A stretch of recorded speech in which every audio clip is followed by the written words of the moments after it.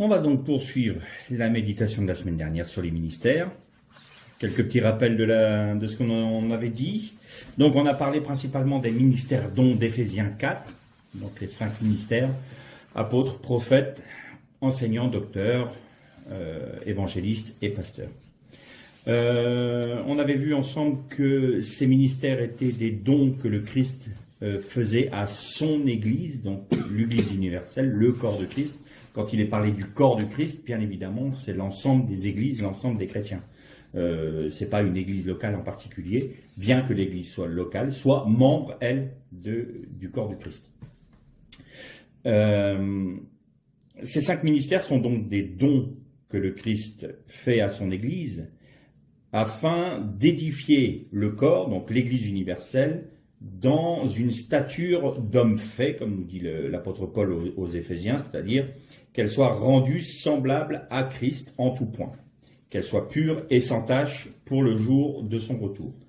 Ça, c'est le travail de ces 5 ministères qui sont par essence des ministères itinérants, donc qui vont d'église en église, mais qui ont un champ apostolique qui est bien déterminé, c'est-à-dire que ce sont seulement leur champ de mission est circonscrit à ce que l'apôtre ou les apôtres de l'équipe apostolique a fondé comme église. Donc il y ait un évangéliste qui ait annoncé l'évangile dans des villes, qu'il ait rassemblé et baptisé des enfants de Dieu. L'apôtre est venu structurer l'église avec le prophète pour donner des paroles de sagesse, des paroles de connaissance, des paroles de révélation. Les docteurs sont venus ensuite pour édifier sur les fondements qu'avait posé l'apôtre, et on avait vu ensemble la différence entre les apôtres de l'agneau, c'est-à-dire les 12, et les apôtres de l'Église, qui étaient notamment Paul, il y avait Barnabas. Voilà, tous ces hommes-là étaient des apôtres de l'Église. La différence était que les 12 devaient, eux, régner avec Christ, mais sur les tribus d'Israël, et c'était eux qui avaient scellé le canon biblique. Donc, c'est eux, parce qu'ils étaient témoins oculaires, qui pouvaient dire si tel et tel épître ou tel et tel écrit était conforme à l'enseignement qu'ils avaient reçu du Seigneur et aux expériences qu'ils avaient faites avec eux. Alors vous allez peut-être me dire, mais il y a eu des conciles au 3e, 4e siècle pour nous dire est-ce qu'on doit garder des textes bibliques. En fait, dans chacun de ces conciles-là, il a toujours été d'essayer de déterminer ceux qui faisaient autorité dans les églises du 1er siècle. Donc on revient au canon apostolique, c'est-à-dire des apôtres de l'agneau. Les conciles n'ont fait que confirmer ce qui était déjà établi dans les églises du 1er siècle, du vivant, des apôtres de l'agneau. On avait dit que ces ministères-là étaient donnés par Jésus, on ne choisissait pas. C'était une prédestination pour ceux qui recevaient ces ministères-là.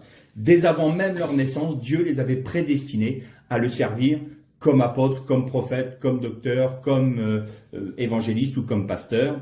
Et ce n'était pas une volonté personnelle de faire ce ministère, d'être dans le ministère d'Éphésiens 4, c'était un don du Seigneur. Ce n'est pas nous qui choisissons, c'est le Seigneur Jésus qui nous choisit en tant que ministre selon Éphésiens 4, je répète bien. Et donc, je répète, la prédestination n'a rien à voir avec le salut. Le salut est un choix personnel. Cependant, le service pour le Seigneur, dans le domaine des ministères d'Éphésiens 4, c'est bien un don de Christ, un appel du Christ, comme quand il a été chercher les 12 apôtres, il a été les choisir. Jésus a même dit, ce n'est pas vous qui m'avez choisi, c'est moi qui vous ai choisi. Donc ça, c'est les 5 ministères d'Éphésiens 4. Aujourd'hui, on va poursuivre avec ce que j'appelais le service ou le ministère épiscopal. Alors, on va pouvoir lire un passage dans l'épître de Paul à Timothée, la première à Timothée, et au chapitre 3. Et on va lire à partir du verset 1, donc pour introduire notre méditation d'aujourd'hui. 1 Timothée 3, verset 1. Cette parole est certaine. Si quelqu'un aspire à la charge d'évêque, il désire une belle activité. Il faut donc que l'évêque soit irréprochable, mari d'une seule femme, sobre, sensé, sociable, hospitalier, apte à l'enseignement, qu'il ne soit ni adonné au vin, ni violent, mais conciliant, pacifique, désintéressé, qu'il dirige bien sa propre maison, et qu'il tienne ses enfants dans la soumission avec une parfaite dignité. Car si quelqu'un ne sait pas diriger sa propre maison, comment prendra-t-il soin de l'Église de Dieu? Qu'il ne soit pas nouveau converti, de peur qu'enflé d'orgueil, il ne tombe sous le jugement du diable. Il faut aussi qu'il reçoive un bon témoignage de ceux du dehors, afin de ne pas tomber dans le discrédit et dans les pièges du diable. Les diacres, pareillement, doivent être respectables, éloignés de la duplicité, des excès de vin et des gains honteux. Qu'ils conservent le mystère de la foi dans une conscience pure, qu'on les mette d'abord à l'épreuve et qu'ils exercent ensuite le diaconat. S'ils sont sans reproche, Que les femmes d'eux-mêmes soient respectables, non médisantes, sobres, fidèles en toutes choses. Les diacres doivent être maris d'une seule femme et bien diriger leurs enfants et leur propre maison, car ceux qui ont exercé le diaconat s'acquièrent un rang honorable et une grande assurance dans la foi en Jésus-Christ. On arrêtera là pour l'instant notre lecture. Alors là, nous avons un autre type de service. Ce service-là est circonscrit à l'Église locale. Et nous voyons qu'il y a une différence avec les ministères d'Éphésiens 4, parce que là, nous pouvons aspirer à devenir ancien ou diacre. L'apôtre Paul nous dit bien, si quelqu'un aspire à la charge d'évêque, c'est-à-dire un évêque, c'est celui qui va conduire le troupeau, qui va être gouverneur en quelque sorte, qu'il prenne des décisions pour l'Église, qu'il dirige l'Église. Donc ces hommes-là, s'ils désirent le devenir, ils le peuvent, s'ils le souhaitent. C'est une bonne chose, nous dit Paul. C'est une bonne chose. Donc là, on parle des anciens. Donc, tous peuvent aspirer à devenir anciens, hormis les femmes, parce qu'il n'est pas permis aux femmes d'enseigner. L'apôtre Paul nous en parle dans notamment le chapitre 2 de Timothée ou de Tite, je crois. Et donc, je ne permets pas à la femme d'enseigner, non pas parce que c'est un sous-être, mais parce qu'il y a une autorité qu'il faut respecter, une hiérarchie qu'il faut respecter selon le cœur de Dieu. Ça n'a rien à voir en termes de valeur de personne. Donc, pour être ancien, il y a des critères qui sont déterminés par l'apôtre.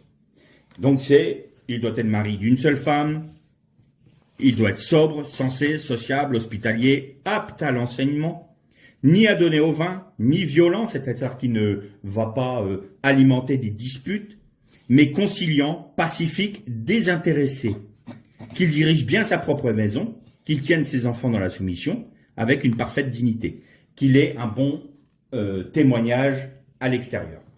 C'est donc un ancien les anciens qui vont prendre autorité dans l'église locale doivent être irréprochables sur leur témoignage. Alors évidemment, on ne va pas prendre quelqu'un qui a donné au vin qui va venir à l'église en étant sous. Ça paraît une évidence, bien qu'aujourd'hui on voit tellement de choses, on pourrait se demander. Qu'il soit marié d'une seule femme, c'est-à-dire qu'il n'y ait pas 36 concubines, quoi. Qu'il tienne bien sa maison, c'est-à-dire dans l'autorité du Seigneur, que ses enfants soient élevés dans les commandements de Dieu, qu'ils tiennent sa maison. Après, quand ils sont adultes, ils font leur choix, mais du moment qu'ils sont sous son autorité, c'est son autorité qui prévaut, et ils doivent se conformer à l'autorité de l'ancien. Qu'il ne soit pas enflé d'orgueil, bien évidemment, parce que là, c'est pour ça que Paul dit qu'il ne soit pas un nouveau converti, parce que ça peut monter à la tête d'avoir des responsabilités dans l'église locale, et tout d'un coup, le Satan, il peut très bien venir et puis mettre ce qu'on appelle des pots de banane, et moi j'ai de conseils à recevoir de personnes, et puis l'église c'est comme ça, et tout d'un coup, il y a une déviance, l'église se retrouve sous la coupe d'une personne qui peut être très dure, et qui peut aussi vouloir mettre des âmes sous son autorité, et les maintenir. On appelle ça des loups ravisseurs, parce qu'ils ravissent les âmes du Seigneur pour les mettre sous son autorité propre. Donc ça, il faut être très prudent là-dessus. Les diacres et les anciens sont reconnus par les ministères d'Éphésiens 4. Donc, c'est les apôtres, justement, quand on dit que l'apôtre vient structurer l'Église, c'est l'apôtre qui va discerner si tel ou tel est apte à devenir ancien ou non. De même pour les diacres. Et vous remarquerez que pour les diacres, c'est exactement la même chose, les mêmes critères, qu'il soit mari d'une seule femme, qui tienne bien sa maison, qu'il ne soit pas donné au vin, ni violent, c'est les mêmes critères. Alors bien évidemment, si ces critères-là sont vrais pour les diacres et les anciens, à combien plus forte raison pour les ministères d'Éphésiens 4. Hein. C'est une évidence.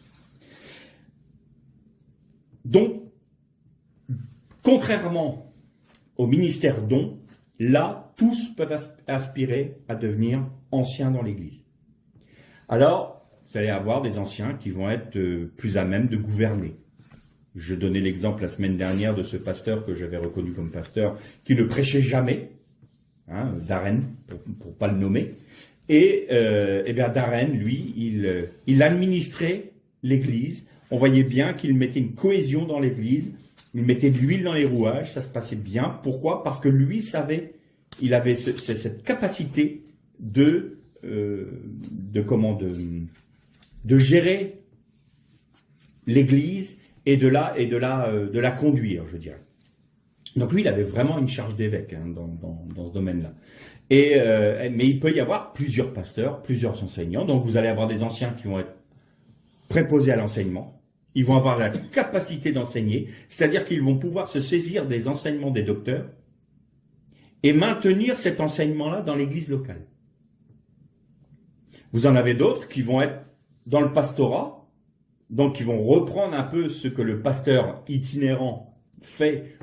Et c'est la raison pour laquelle je dis que parfois il y a des pasteurs qui restent sédentaires dans une église locale. C'est pour ça que le pastorat est charnière entre les deux sortes de services, les deux sortes de ministères.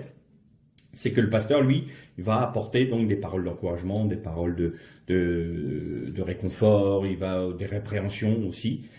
On verra ça tout à l'heure un peu plus dans Tite. Et vous allez avoir d'autres anciens qui vont être là parce qu'ils ont la capacité de donner des conseils en termes de paroles de sagesse, de paroles de connaissance aussi. On va retrouver un petit peu la même saveur que dans les ministères d'Éphésiens 4, mais circonscrits à l'église locale. Ils n'auront pas un champ de mission aussi large que l'équipe apostolique. Mais ils devront gérer l'église locale. Ils seront sédentaires dans l'église locale. L'évêque de l'église, c'est-à-dire qu'il y a un ancien qui, par sa capacité qui est reconnue par l'église locale, va avoir cette autorité pour trancher les décisions de l'église. On voit très bien cela dans le livre des Actes au chapitre 15, quand il est la question majeure de l'introduction des peuples païens dans l'église juive. Là, on se posait la question, doivent-ils être circoncis? Est-ce qu'ils doivent être judaïsants? Est-ce qu'ils ne le doivent pas? Est-ce qu'on doit accepter les non-juifs dans le sein de l'assemblée du Seigneur Jésus? Qu'est-ce qu'on prend comme décision? Là, vous voyez que la question était tellement majeure que tous les apôtres se sont rassemblés. C'est ce que je disais la dernière fois. Quand il y a des questions vraiment très épineuses et très importantes à traiter, alors vous avez d'un pays ou d'une région différents apôtres et différents ministères, même d'Éphésiens 4, qui se rassemblent dans les églises locales pour déterminer la marche à suivre. Et là, ils recherchent la pensée de Dieu en se basant, bien évidemment, sur le fondement des apôtres de l'agneau, que ce soit conforme à la Bible. Et donc, ils ont dit, écoutez, nous, on ne peut pas refuser des hommes qui ont reçu le Saint-Esprit. Dieu nous a devancés, j'ai envie de dire. Il a répandu son esprit sur des personnes qui étaient non-juives, et donc on est obligé de les accepter telles qu'elles sont. Celui qui a tranché cette question-là après les discussions, donc il y a l'apôtre Pierre qui a parlé, il y a l'apôtre Paul qui a parlé, les frères qui étaient juifs et qui voulaient judaïser ont pu s'exprimer également. Tous les partis ont pu s'exprimer. Mais celui qui a tranché, c'est Jacques. Il a dit, frères, voilà, en ayant écouté Pierre, en ayant écouté Paul, en ayant écouté chacun, voilà ce que je dis. Ne mettons pas sur les épaules de ceux qui viennent des nations une charge que nous-mêmes n'avons pas pu supporter. Donc on leur demande simplement, et là il reprend les lois noachiques. Et c'est Jacques, l'évêque de Jérusalem, qui a tranché la question. Tous ont été d'accord, donc il y a eu l'approbation apostolique des différents apôtres, et donc c'est pour ça qu'il y a pu avoir un courrier qui a été envoyé dans toutes les églises, parce qu'il y avait Jérusalem ayant cette stature particulière, ce statut particulier de l'église mère, parce que c'était la première assemblée qui ait jamais existé sur terre, du moins c'était une synagogue, on va dire, la synagogue, mais de la voix de Jésus. C'était pas une église comme nous on l'entend aujourd'hui. C'était une assemblée, une synagogue, synagogué. C'est ça que ça veut dire en grec et en hébreu, c'est une assemblée. Voilà. Donc c'est pas une église comme nous on l'entend, avec un bâtiment, avec une estampillé Fédération protestante de France ou Église catholique romaine ou Église baptiste qui se revendique d'eux, mais qui a été révisée parce que c'était lui qui disait les choses mieux, parce que voilà. Bon bref, c'était l'assemblée des enfants de Dieu qui avait accepté Jésus et non pas une dénomination. Les dénominations ne sont pas bibliques. Moi, ça c'est tranché, il faut trancher les choses. Si on revient sur les ministères, si on veut retrouver ces choses-là, il faut aussi qu'on retrouve la notion d'assemblée. Les dénominations ne sont pas bibliques. Nous sommes tous chrétiens, nous sommes tous frères. J'ai cet exemple, moi, un jour je discutais avec un pasteur et je disais, ben voilà, parfois on a des contacts avec des frères charismatiques de là. Puis à chaque fois que je parlais d'une assemblée ou d'une autre, ou d'une dénomination ou d'une autre, ah oui, mais il faut faire attention avec eux parce qu'ils sont comme ci. Ah oui, mais alors avec eux, il faut faire attention parce qu'ils sont comme ça. Bon, donc pour finir, j'ai dit, mais il n'y a que toi de bien, quoi. Il n'y a que ton assemblée qui est bien. Ben, il voulait pas le dire non plus parce qu'il voulait pas être présomptueux. Il me dit, mais il me semble que dans notre mouvement, il y a moins d'erreurs. Je dis, sauf que dans ton mouvement, vous êtes 4 ou 5 au sommet de la pyramide. C'est eux qui décident et c'est toutes les assemblées de votre mouvement qui sont soumis aux directives des 4 ou 5 qui sont là-haut. Donc si eux là-haut se trompent, c'est toutes vos assemblées qui se trompent. Donc c'est la même chose. Je peux autant me méfier de votre mouvement que des frères charismatiques, ou que des baptistes, ou que des évangéliques. Oui, on peut toujours trouver la paille dans l'œil du voisin, mais on ne veut jamais regarder la poutre qu'il y a dans le nôtre. Donc moi, je ne regarde pas aux dénominations, je regarde aux frères. Et as-tu reçu l'Esprit de Dieu, du Christ, ou ne l'as-tu pas reçu? Si tu l'as reçu, tu es mon frère, que tu sois baptiste, protestant, catholique, ce que tu veux. Moi, c'est que des noms, ça. Mais par contre, si tu ne l'as pas reçu, tu ne l'as pas reçu, tu n'es pas un frère. En Christ, j'entends. Mais tu es un frère en tant qu'humain. Ça évite comme ça d'avoir des écueils du genre il n'est pas de ma bande, j'ai le droit de lui taper dessus, et toutes les dérives qu'on en a connues. Bien. Donc, ces hommes-là sont reconnus par les apôtres, par les prophètes, par l'équipe apostolique. On note une chose que, si nous prenons dans Tite, par exemple, on va le lire tout de suite, voilà, il y a une chose très intéressante, notamment sur le pasteur itinérant. Vous savez que Timothée et Tite étaient des pasteurs. Et donc, à un moment, Paul dit à Tite. Alors, on le lit dans l'épître de Paul à Tite, au chapitre 3, et on commence au verset 1.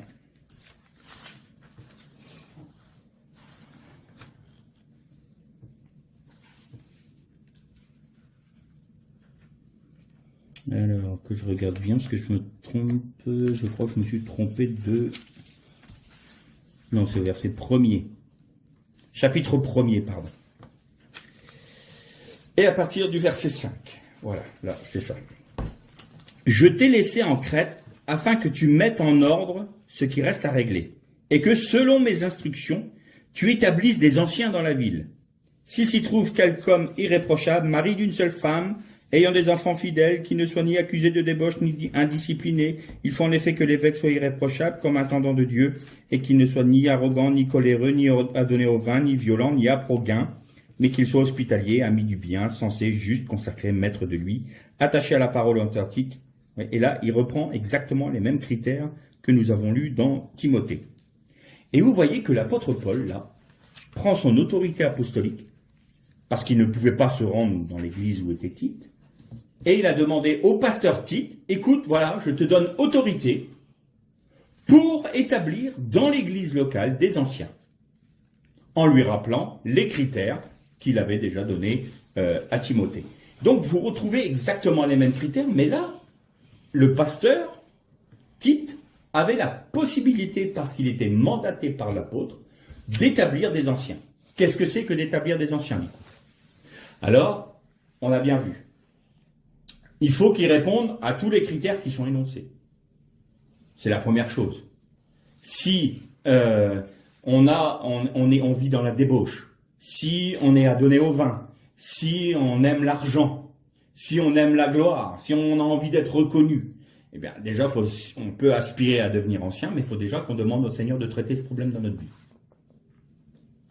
Avant de demander à devenir ancien, avant d'aspirer à devenir ancien, le postulant, j'ai envie de dire, doit déjà déterminer lui-même s'il répond aux critères.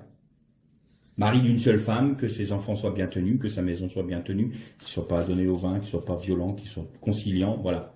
Tous ces critères-là, ils sont là. Donc, il les regarde, est-ce que je corresponds à ces critères-là? Et après, il dit, Seigneur, je suis disponible. Si je peux aider dans l'assemblée pour l'édification de ton peuple, je suis là. Je me présente. Auquel cas, Paul dit bien, si quelqu'un aspire à la charge d'ancien, d'évêque, il fait une bonne chose, c'est très bien. Donc là, il va voir les apôtres, il va voir, ou l'apôtre, ou il va voir peut-être des anciens qui sont déjà placés. Il va dire, écoutez, moi, je me propose de servir le Seigneur en tant qu'ancien dans l'Église. Et là, qu'est-ce que nous dit Paul? Eh bien, écoutez, vous le mettez à l'épreuve. Allez-y. Il est apte à l'enseignement? Ben, qu'il enseigne. Il est apte à exhorter l'Église? Qu'il exhorte. Il est peut-être apte à gouverner? Faites-le gouverner. Mettez-le à l'épreuve. C'est-à-dire, maintenant, l'Église locale doit reconnaître qu'il est à même d'être fidèle et qu'il est à même d'exécuter ce service-là, ce ministère-là dans l'église locale.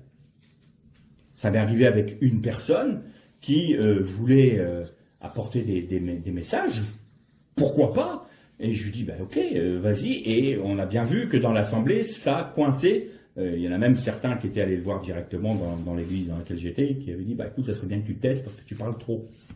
Donc du coup, il avait été blessé par ces paroles-là, parce que il voulait servir le Seigneur, ce qui était tout à fait louable, mais il n'avait pas été reconnu dans l'église. Alors je lui dis, écoute, replace-toi devant le Seigneur, vois ce qui colle pas, parce que si tu n'es pas reconnu par l'église, c'est qu'il y a quelque chose qui colle pas. Et bon, il s'est fâché, il a voulu s'en aller. Bon, c'était son choix. Mais il n'a pas voulu se remettre en question, parce que à partir du moment où on l'a pas reçu, puis qu'il n'a pas pu faire ce qu'il avait envie, automatiquement, il a pris ombrage de cela. Donc déjà là, vous voyez qu'il y a un manque d'humilité. Il n'accepte pas d'être pris, il n'accepte pas d'avoir des remarques, il n'accepte pas qu'on puisse lui dire, écoute, il faudrait que tu affines un peu, revois un peu ta position. Non, moi j'ai raison. Bien. Bon, bah, écoute, c'est ce qu'on a vu aussi dans les ministères d'Éphésiens, l'apôtre Paul qui reprend Pierre. Bah, Pierre a dit oui, ok, j'ai fauté. Il n'a pas été dire à Paul, dis donc mon petit bonhomme, moi je suis Pierre, je suis celui qui est sorti de la barque. Moi j'étais avec Jésus quand il était sur la croix, je l'ai suivi tout du long. Toi tu as persécuté l'Église, alors de quel droit tu viens me donner des leçons? Non. Pierre a dit, c'est vrai Paul, pardonne-moi, tu as raison. Voilà, il était humble, il acceptait les remarques des frères qui étaient là, non pas pour le blesser, non pas pour lui faire du mal, mais pour le faire grandir justement en Christ. Et donc si on prend ça de cette manière-là, la personne qui vient vous faire peut-être une remarque en disant, tu sais, là, je pense que tu fais une erreur, c'est pas pour vous blesser, c'est pour dire, tiens, on peut améliorer, parce que l'essentiel c'est quoi? C'est que Christ soit glorifié. Pas nous. C'est pas que notre petit amour-propre soit blessé ou pas blessé. Alors là aussi, il y a une manière de le faire. On le voit dans Tite encore. On reprend un peu plus loin dans l'épître de Tite. Je crois que c'est dans Tite ou dans Timothée, je ne sais plus. C'est peut-être bien dans Timothée. Ah oui, voilà. C'est Timothée, chapitre 5. Ne réprimande pas rudement le vieillard, mais exhorte-le comme un père. Les jeunes hommes comme des frères, les femmes âgées comme des mères, les jeunes femmes, non, comme des sœurs, en toute pureté. Honore les veuves, les vraies veuves. Bon là, après, il parle du statut des veuves, qui est un peu un statut particulier. Mais vous voyez ce que dit Paul à Timothée, qui lui était pasteur de son assemblée. Reprends le vieillard avec gentillesse, avec tendresse. Tu n'as pas à aller voir un ancien dans le terme de vieil homme, pas un ancien de l'église, pour le réprimander de manière rude. Tu ne dois pas le rudoyer. Tu dois le considérer comme ton père. Une femme âgée, tu la considères comme ta mère. Tu respectes ton père, tu respectes ta mère. Donc tu vas respecter la façon dont tu vas les reprendre. Ensuite, c'est un jeune frère. Reprends-le comme si c'était ton frère. Ou une jeune sœur comme ta sœur. Avec un esprit pur. C'est-à-dire que tu reprends pas... il faut que tu sois sérieux. D'ailleurs, il y a toujours ces conseils-là quand un pasteur ou un ancien est marié et qu'il y a un entretien avec une jeune femme. L'idéal, c'est que l'entretien se fasse avec l'ancien, le pasteur ou le diacre, enfin l'ancien plutôt, et puis son épouse. Ça, il n'y a pas d'ambiguïté. On est sérieux dans l'Église. On va pas, même si on pourrait me dire, attendez, jamais j'irai poser le regard sur une femme ou une autre femme que la mienne et tout. Oui, pas de problème. Mais ne prête pas non plus le flanc à des attaques qui peuvent venir de l'extérieur. Ah ouais, lui, il aime bien les entretiens avec les jeunes femmes, parce qu'il passe du bon temps avec elles, on ne sait pas ce qu'ils font. Quand c'est les hommes, il est moins intéressé, mais les jeunes femmes, il veut bien. Moi, j'ai connu un jeune homme qui avait un service particulier, il se disait évangéliste, et il évangélisait que les jeunes filles. Bon, ça posait un problème. Mais il y a cette sagesse à avoir dans l'Église. Donc, écoutez, vous êtes mariés, une sœur demande un entretien spirituel parce qu'elle veut avoir des conseils. Très bien, mon épouse est avec moi, qu'est-ce que tu veux, on échange. Voilà, les choses se font dans la bienséance et dans quelque chose de sérieux. Donc ça, avec les anciens de l'Église, ils sont j'ai envie de dire, ceux qui ont le gouvernement de l'Église. Donc ils vont enseigner, ils vont apporter la parole, ils vont exhorter l'Église, ils vont reprendre, ils vont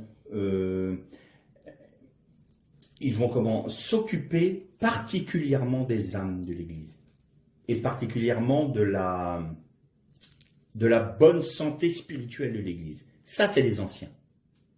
Alors vous allez me dire, oui, mais il faut quand même gérer tout ce qui est humain également dans l'Église, parce que y a des bâtiments, il faut s'occuper aussi de tout l'administratif, il faut s'occuper aussi avec les autorités. Oui, il y a des diacres pour ça. Vous allez voir, le Seigneur n'a rien laissé au hasard.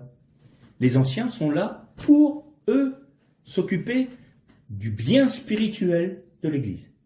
La gouvernance spirituelle de l'Église.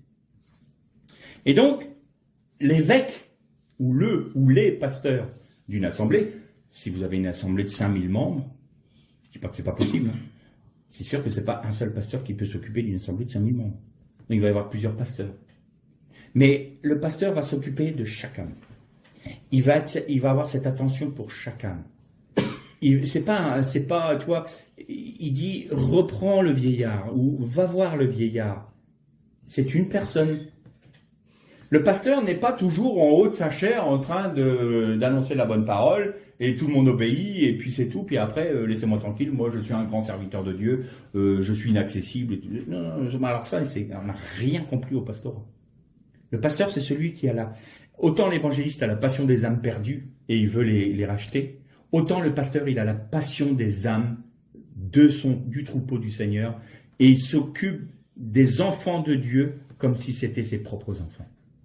En disant, oh là là, je m'occupe des enfants que Jésus s'est rachetés par son sang. Alors je dis aux anciens et à ceux qui ont la gouvernance et qui ont la charge de responsabilité de l'Église locale, Mettez bien vous cette image dans la tête. Vous vous occupez de personnes qui ont été rachetées par le sang du Seigneur. Et vous devrez rendre compte pour chacune d'elles. Le Seigneur vous demandera des comptes pour chacune des âmes dont il vous a donné la charge. Je ne dis pas ça pour faire peur, mais je dis ça pour qu'on évite les débordements un peu excessifs, des crises autoritaires et des crises dans l'Église. Vous blessez une âme qui a été rachetée par le sang du Seigneur, le Seigneur vous demandera de rendre compte parce que vous l'avez blessée. Vous lui avez demandé pardon? Non. Le Seigneur dira, qu'est-ce que tu as fait là? Donc tu perds une part de ta récompense. Parce que tu ne t'es pas soumis à moi. Parce que tu n'as pas laissé ma vie passer à travers toi et que tu as repris cette sœur-là, ce frère-là ou cette personne-là avec ta chair et avec ton caractère qui n'est pas passé à la croix. Donc ça, tu n'avais pas à le faire, tu as touché quelque chose que tu n'avais pas le droit de toucher. Si tous les pasteurs, tous les anciens des églises avaient cette pensée-là à l'esprit, qu'un jour ils seraient devant Dieu et que Dieu leur dirait, tiens, on te donne le listing, tous ceux qui étaient sous ta responsabilité. Comment as-tu agi pour elle? Comment as-tu agi pour elle? Comment as-tu agi pour elle? Eh bien, ça en calmerait quelques-uns qui ont des velléités de vouloir mettre sous leur coupe les âmes. Il faut être juste. Hein. On s'occupe de la maison de Dieu. On ne s'occupe pas de n'importe quoi. Le Seigneur Jésus n'est pas mort sur la croix, n'a pas fait couler son sang sur la croix, n'a pas racheté les âmes des uns et des autres pour que des petits orgueilleux prétentieux veuillent leur faire du mal. Si l'Église remarque qu'un ancien agit de la sorte, qu'est-ce que nous a dit Paul? Mettez-les à l'épreuve. Ton comportement envers les enfants du Seigneur, les brebis du Seigneur qu'il a rachetés par son sang, n'est pas selon la pensée de Dieu et n'est pas conforme à ce que les apôtres de l'agneau ont scellé, ont mis comme fondement. Donc nous ne te reconnaissons pas comme ancien. C'est aussi simple que ça. Tu as touché des âmes, tu as blessé des âmes. Alors, attention. Je sais que l'esprit de l'homme est très tortueux, n'est-ce pas? Vous avez parfois un ancien qui est tout à fait droit et bien, va faire peut-être une petite parole de répréhension à une personne qui, elle, ne va pas laisser la croix agir dans sa vie. Et qui va aller se plaindre en disant, ben lui, dis donc, il s'est permis de me dire ci, il s'est permis de me dire ça, le petit freluquet là, moi ça fait 50 ans que je suis dans l'église, j'ai jamais bougé mes fesses, pardonnez-moi l'expression, et lui, il a 25 ans et il se permet de me donner des leçons. Ben oui, peut-être parce que toi, t'as pas fait ton boulot. Alors je suis peut-être un peu incisif là, hein, mais il y a des moments où il faut dire les choses. Et donc cette personne-là peut très bien dire, oui, mais moi je le reconnais pas comme ancien parce qu'il m'a mal parlé, parce que ceci, parce que cela. Bien. Tu te plains. Très bien. Tu ne peux pas recevoir une plainte contre un ancien sans avoir 2 ou 3 témoins. Il faut qu'il y en ait d'autres qui disent la même chose. Parce que c'est trop facile autrement. Comprenez? Donc, il y a la responsabilité de l'ancien envers les troupeaux du Seigneur, ça c'est clair, mais les brebis galeuses, comme je les appelle, dans le troupeau, qui sont là à vouloir fomenter du trouble et qui refusent la croix et qui préfèrent laisser leur chair agir, eh bien c'est sur la parole de 2 ou 3 témoins que tu viens te plaindre. Tu vas pas mettre un ancien dehors parce que toi, tout d'un coup, ton petit amour propre a pris une petite griffure. Vous voyez, les choses sont bien établies. Tout est clair, tout est net, tout est précis. Et il n'y a pas de hasard. Donc, voilà comment fonctionnent les anciens dans l'Église. Ils sont là pour gouverner et s'occuper du bien spirituel de l'Église. Au tout début de la marche de l'Église, quand vous regardez dans le livre des Actes, vous voyez que les anciens, au début, ils prêchaient. Ils apportaient des enseignements et en même temps ils administraient l'Église de manière, je dirais, matérielle. Et il y a un moment, ils n'arrivaient plus à leur charge. Et ils n'arrivaient plus. Et là, on voit bien qu'il y en a un qui a dit, mais attendez, vous prenez des personnes qui soient remplies du Saint-Esprit. Ils en ont choisi 7, dont Philippe, l'évangéliste, qui est devenu évangéliste plus tard, et il devait être rempli du Saint-Esprit et remplir les mêmes critères que les anciens. Et eux, ils étaient ce qu'on appelle dans le livre des Actes, préposés au service des tables. Alors, ça ne veut pas dire qu'ils étaient en train de mettre la table et débarrasser la table. Déjà, il n'y avait pas de table à l'époque. On mangeait allongé sur le coude gauche. Mais ils administraient tout le côté matériel de l'œuvre. Ça implique quoi? Ça implique beaucoup de choses. Donc là, on sort des anciens et on arrive dans le diaconat. Le diaconat, c'est le seul service qui est ouvert aux femmes. La femme, mais Paul en parle, que les femmes soient de telle manière et de telle manière. Donc là, dans la diaconie, la femme est à toute sa place. Alors, ça revêt quoi? Ça revêt, on va prendre dans notre génération maintenant, parce qu'à l'époque c'était différent, mais aujourd'hui, vous devez monter une association, il faut rendre à César ce qui est à César, donc automatiquement, à partir du moment où il y a des dîmes et des dons, il y a forcément une structure qui doit être bâtie pour respecter les lois de notre pays. Donc là, eh bien, les diacres vont s'occuper de tout ce qui va être administratif, tout ce qui va être les banques alimentaires. Je vais donner des exemples d'œuvres qui s'accomplissent. Ce qu'on appelle en général, nous, l'association culturelle qui est associée à l'association cultuelle. Eh bien, dans la culture, vous avez une bibliothèque, une librairie, la vente de livres, de CD. Vous allez avoir le côté administratif, donc avec les autorités. Mais vous allez aussi avoir toutes les œuvres caritatives. Donc, vous allez avoir, il y a des églises qui ont des indigents près de chez eux. Ils sont là pour apporter la nourriture, pour apporter le secours. Et si le Seigneur ouvre des portes et tout, il va donner la capacité à ces diacres-là ou ces diaconesses pour peut-être faire un refuge, pour accueillir des personnes dans le besoin, pour accueillir des personnes qui dorment dans la rue. Et ça peut être auprès des prostituées. Alors, voilà aussi une des raisons pour lesquelles c'est intéressant d'avoir des diaconesses. Parce que si les diacres doivent aller évangéliser les prostituées, ça peut faire un peu désordre. Vous voyez, vous allez approcher une prostituée. Je suis le frère de l'église d'un tel, mais je le vois tous les jours avec des prostituées. Vous voyez, c'est la sagesse, simplement. Voilà, ça va être toutes ces petites choses-là. Tout ce qui va avoir un rayonnement sur matériel et logistique de l'Église. Ça, c'est le diaconat. Vous avez des femmes qui sont merveilleusement équipées par le Seigneur pour aller apporter le secours, le besoin aux personnes. J'en connais une, elle est taillée pour ça, cette sœur-là. C'est incroyable. Et vous en avez d'autres, comme on voit par exemple dans le livre des Actes, à un moment, il y a une sœur, j'ai oublié son nom, elle recevait on les appelait les saints, elle recevait les apôtres, l'équipe apostolique, elle les accueillait chez elle. Ou elle accueillait l'église chez elle, dans un premier temps. Ça aussi, c'est de la diaconat, c'est du diaconat. Donc, vous voyez que tous ces services-là, c'est bien dans l'église locale. Vous avez les anciens, qui eux vont s'occuper de l'aspect spirituel de l'église locale, et vous avez les diacres, qui eux vont s'occuper de l'aspect matériel de l'œuvre. Et tout se fait dans l'harmonie, tout se fait dans la communion, et tout se fait, tous doivent être remplis du Saint-Esprit et donner un bon témoignage.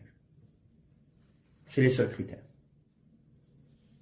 Donc, vous pouvez autant aspirer à être ancien ou diacre en fonction de ce que le Seigneur met sur votre cœur. Bien évidemment, même si vous aspirez à devenir ancien ou diacre, il est évident que vous placez ça devant le Seigneur.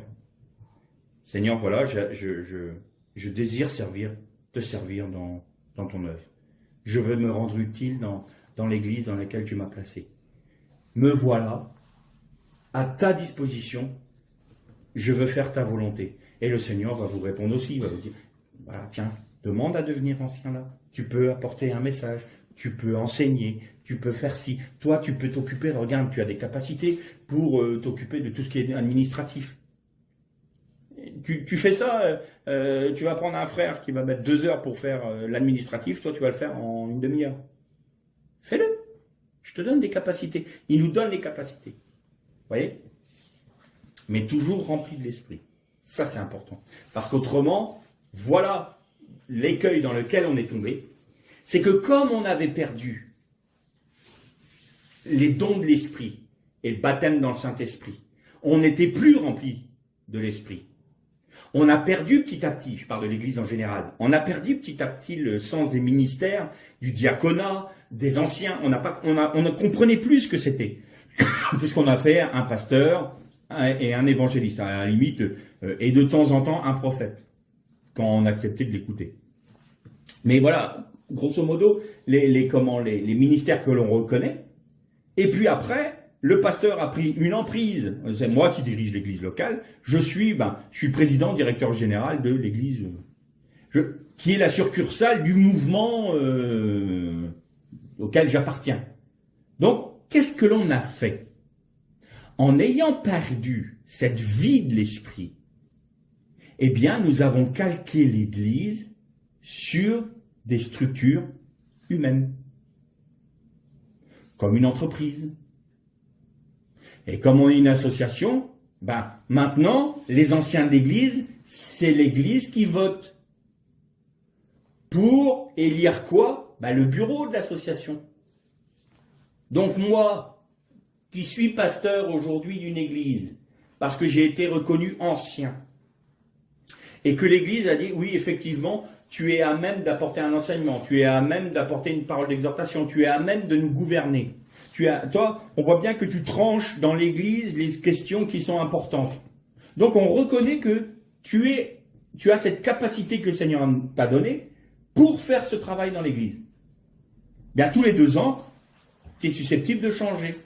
Pourquoi? Parce que l'église décide de faire voter pour le bureau. Donc ce n'est plus les apôtres qui reconnaissent les anciens, c'est les membres de l'église qui, eux, vont choisir, le jour où le pasteur, je me rappelle, le 15 février de l'année dernière, il m'a fait une réflexion qui ne m'a pas plu. Je ne vais certainement pas voter pour lui. C'est des élections. Le club de cyclistes du coin, c'est exactement la même structure. Ou le joueur de pétanque, ou le club de pêche. Même structure. Il ne me plaît pas. Le trésorier, il ne me plaît pas non plus. On le dégage, on va changer. Et moi, j'ai connu une église importante où il y a une famille qui a pris le contrôle de l'église par ce moyen-là. Et c'est devenu invivable. Invivable. Parce que c'était elle qui dirigeait tout. Donc, dès que quelqu'un voulait dire quelque chose, il fallait qu'il faisait l'aval d'un membre de la famille parce qu'ils avaient chapeauté l'église. Rien compris. Ils ont oublié un détail, ils vont devoir rendre compte de tout ça aussi. Voilà, ça, de temps en temps, on oublie un peu ce genre de choses. Donc, les anciens qui ont été reconnus comme étant à même d'apporter ce à quoi ils ont été appelés, ou qu'ils ont été équipés, enseignement, gouvernance, exhortation, parole de connaissance, parole de sagesse, tout ce qui concerne le spirituel. Il n'y a aucune raison de les changer. Le Seigneur ne fait pas un service un jour, puis le lendemain il dit non, toi ça y est, t'as fait ton job, on n'en veut plus. Tous les 2 ans il ne va pas changer. Il n'y a pas de raison. Par contre, l'Église a un droit de regard quand même.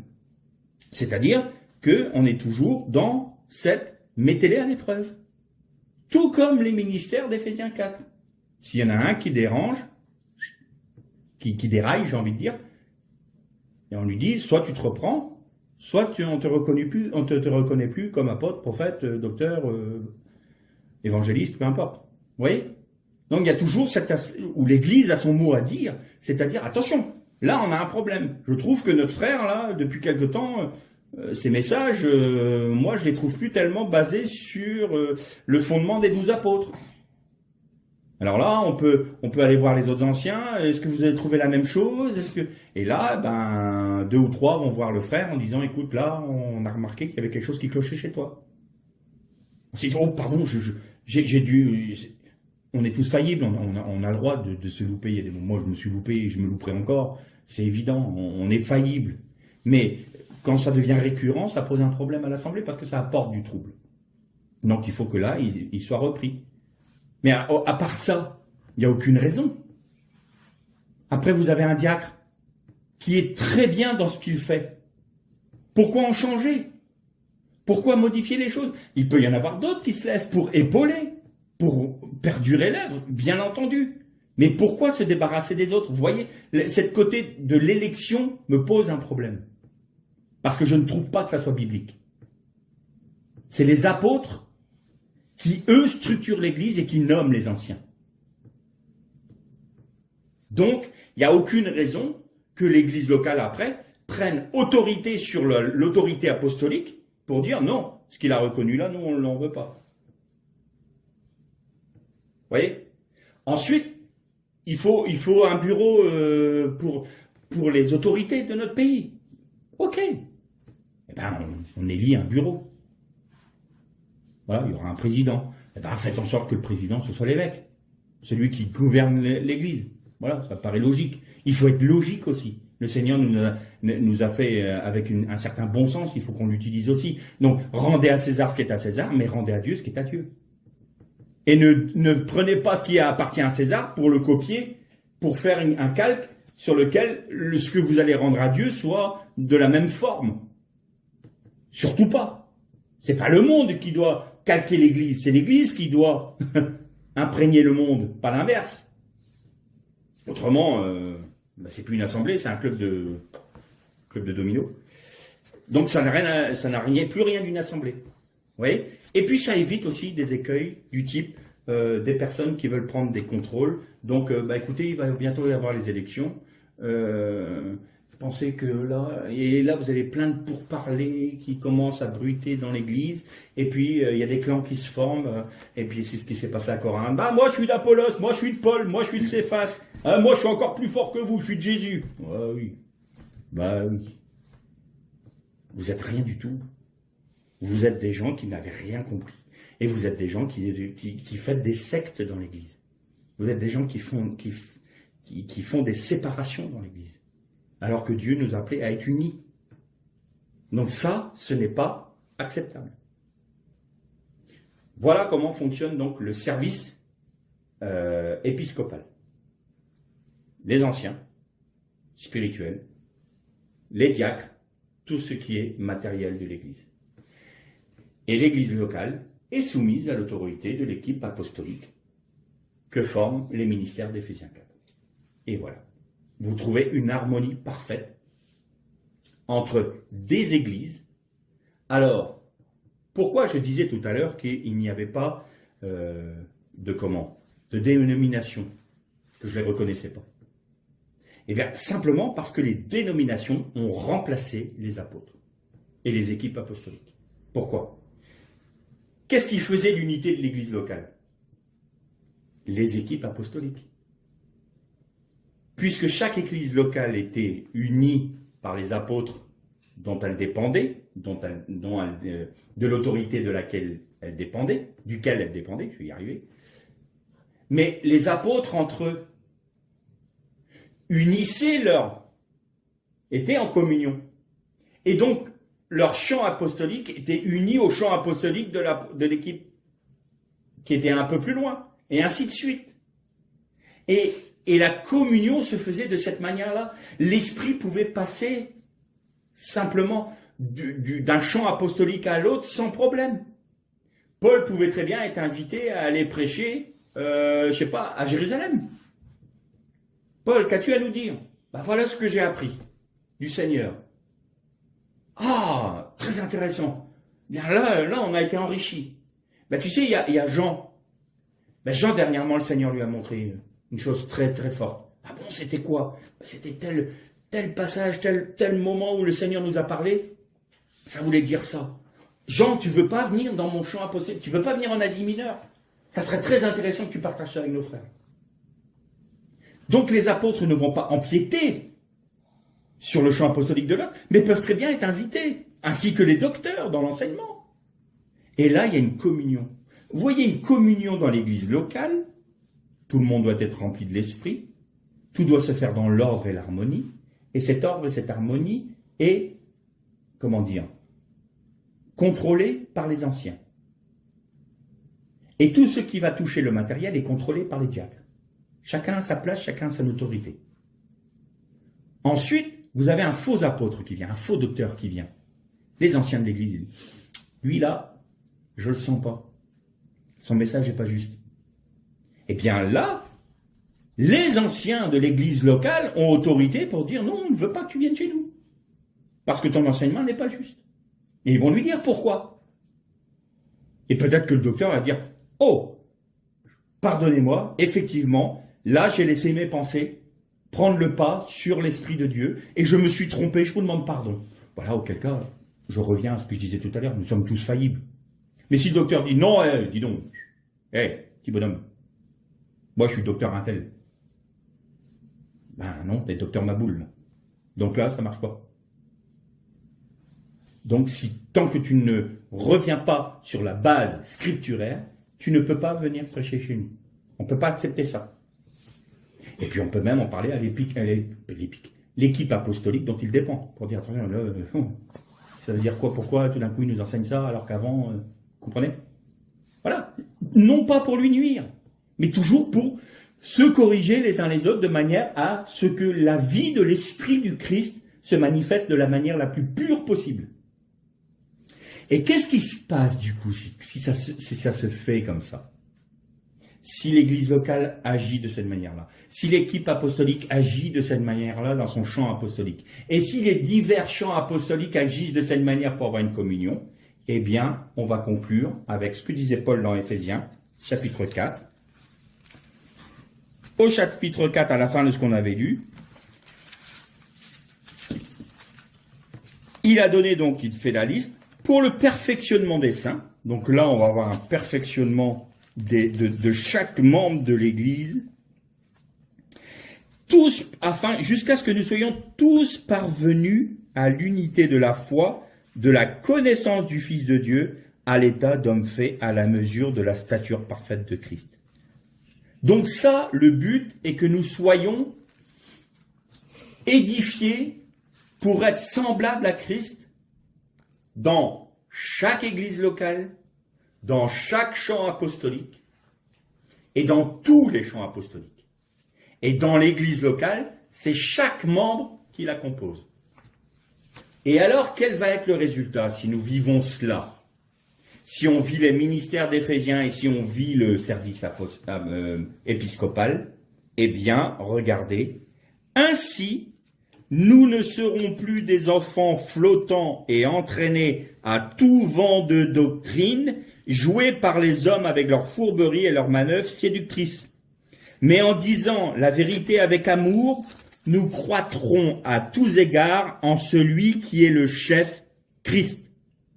De lui, le corps tout entier bien ordonné et cohérent, grâce à toutes les jointures qui le soutiennent fortement, tire son accroissement dans la mesure qui convient à chaque partie et s'édifie lui-même dans l'amour. Donne pas envie, ça? Nous sommes édifiés dans l'amour, chacun à la place qui lui est attribuée. Et la conséquence, c'est que nous sommes les uns les autres tellement soumis à l'esprit que nous ne pouvons plus être ballottés à tout vent de doctrine. Aujourd'hui, il y a un tel déferlement de doctrines, de pensées, de philosophie qui traversent les églises, on voit bien qu'il y a un vent de tempête sur nos assemblées. Pourquoi? Parce qu'on n'a pas la structure. On n'a pas de colonne vertébrale. On n'a pas la colonne vertébrale d'Éphésiens 4, de l'équipe apostolique. Alors du coup, on est un peu brinque-ballant dans l'église locale. Et alors, tout d'un coup, il y en a un qui a rêvé d'une doctrine, il la porte. Ah, ça me plaît bien. Ah, celle-là, on va l'accepter, on va la prendre pour nous.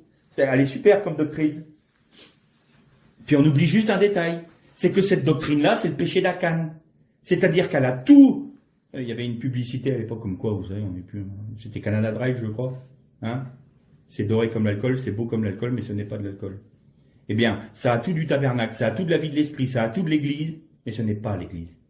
Ça a tout de la doctrine, selon les 12 apôtres, mais ce n'est pas la doctrine. C'est quoi? Eh bien, c'est le butin d'Akan avec l'argent en dessous.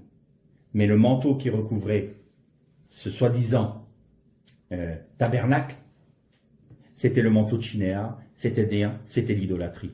Toute doctrine qui est en dehors de ce que les apôtres de l'agneau ont établi et ont scellé est de l'idolâtrie.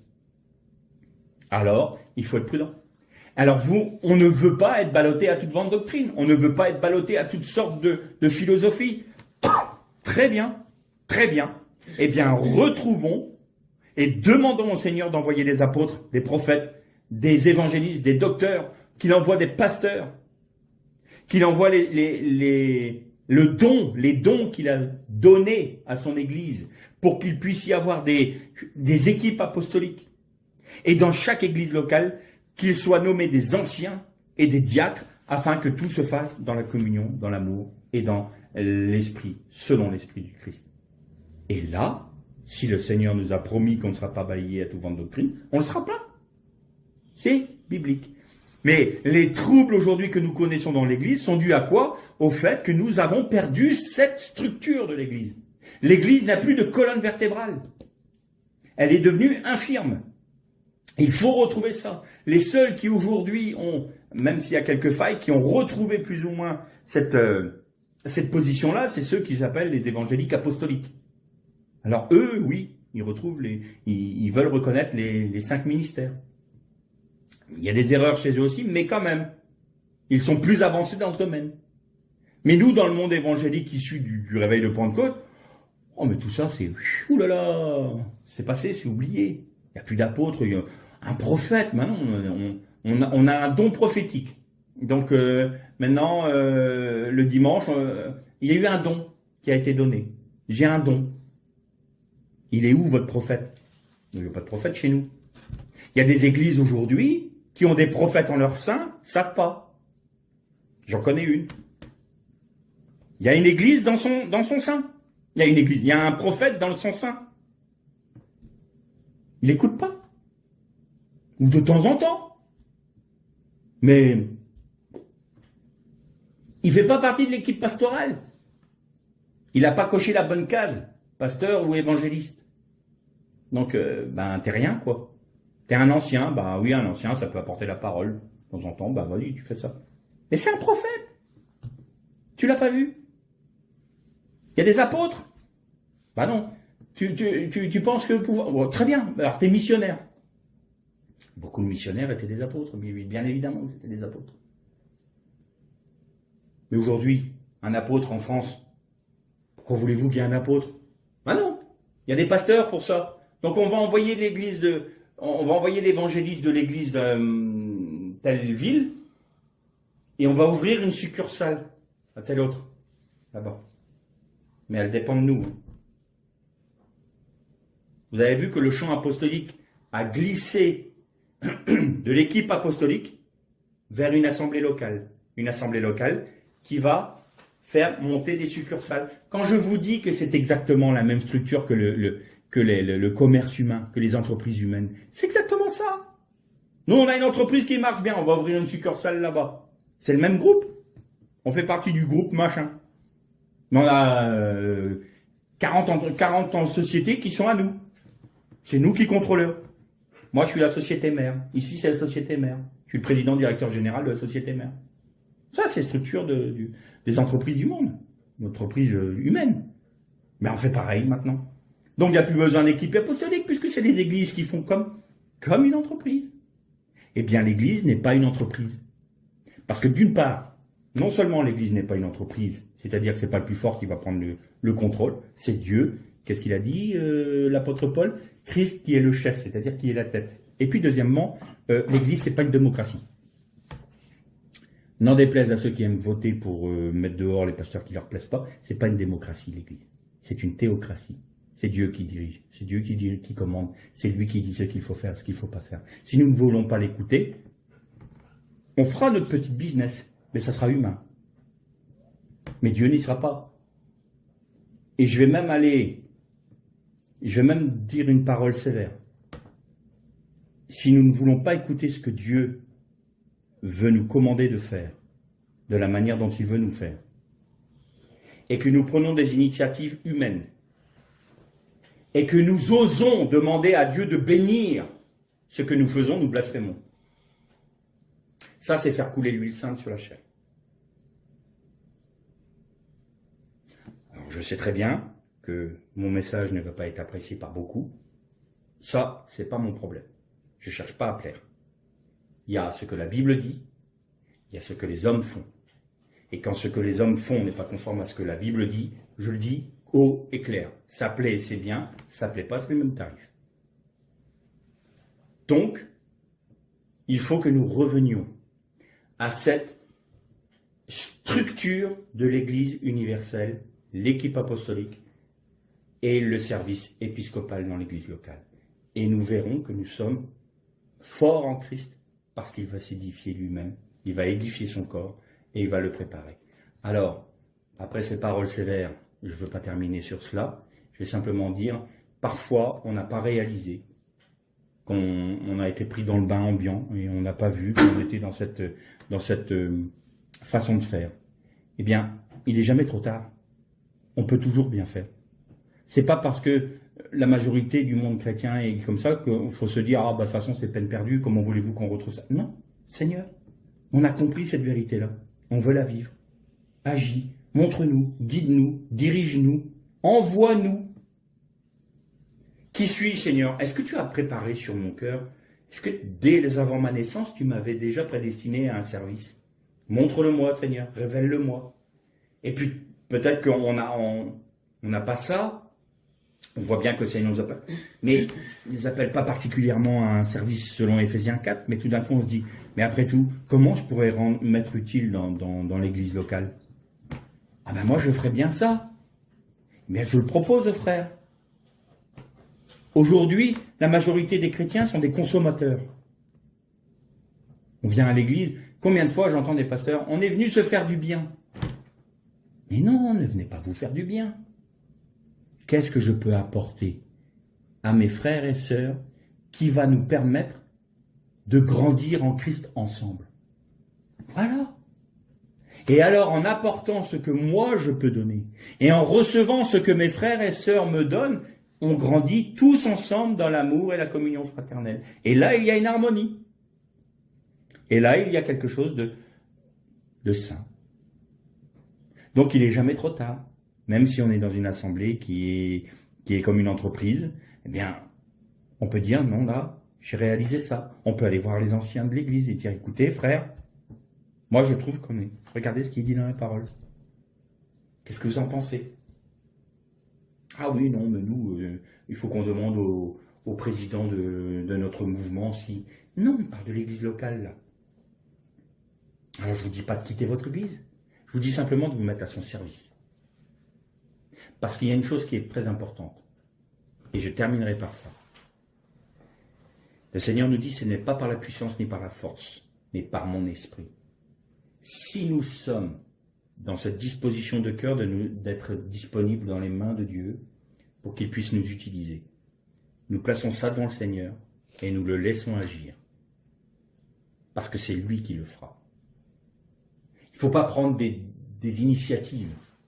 Parce qu'on a réalisé qu'il y avait cette vérité-là, puis on va dire, bah, puisque c'est comme ça, moi je vais aller voir le pasteur, et s'il n'est pas d'accord avec moi, je vais emmener tout un groupe, et puis on va faire une autre église. Non, on n'est pas pour les divisions.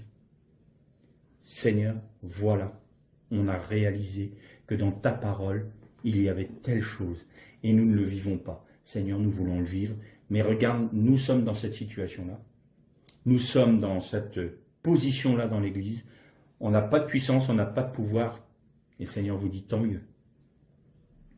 Parce que maintenant, c'est à moi d'agir. Mais est-ce que vous le voulez? Ce n'est pas par la puissance, ce n'est pas par la force, mais par mon esprit, vous dit le Seigneur. Que le Seigneur vous bénisse.